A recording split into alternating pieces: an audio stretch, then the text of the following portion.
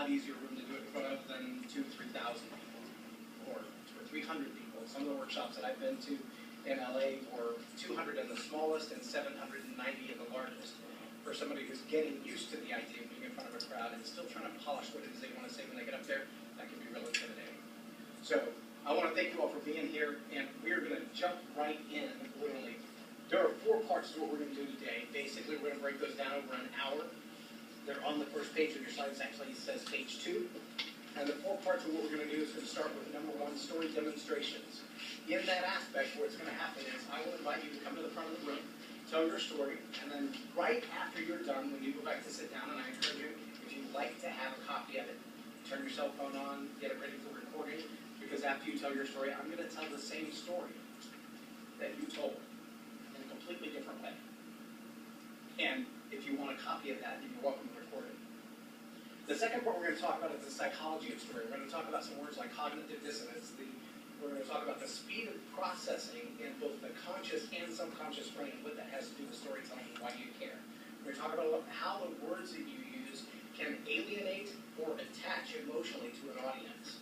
So you can either attract people or repel them just with the wrong one word in your story. And sometimes those words can be out there. The words that you look at and go, who would have thought that would hurt somebody or offend somebody? Then we're going to talk about story selection.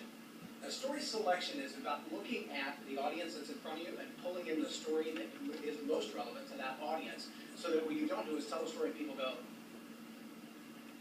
and I think we've probably all done that. You ever finish talking and when you're done you realize that people you're talking to just didn't get anything you said, or you talked too long, you didn't talk long enough to explain it. So we're going to talk about story selection and look at the parts of your life that create stories that create common ground. So we're going to talk about some of those things. And then finally, we're actually going to do some story crafting, where we look at the elements of a good story and we begin to hash them out. So that when you have the elements of a good story, and I like to use the illustration of a muffin pan. If you have a muffin pan and you get ready to put it in the oven, if you've got your little pan sprayed in there and the oven's set to 350 and you pour in there cake batter, when you cook it and then pull it out, what's it going to look like? It's going to look like a muffin. Right. And if you pour, say, pancake batter or waffle batter or cookie dough, you stick it in the oven, you pull it out, what's it going to look like? It's going to look like a muffin. Because the muffin pan makes it look like a muffin. And so what I'm saying is that when you do it properly, the shape of your story is going to be that it's going to fit in a concise period of time. It's going to have a great emotional appeal, and it's going to have a call to action. And that's what we mean by story crafting. Now, the more advanced part of that, and we'll get into some of this today if we have time, and with a small group we very well might. The more advanced part of that is when I sit down with somebody for a longer period of time, and we don't just talk about how to tell a story, but we look at your life and go, what is your story?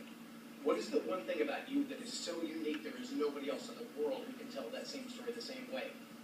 What experiences have you had? What ways have you dealt with those things? How could you tell your life in stories in a way that would change the world? So that's kind of the advanced portion of it.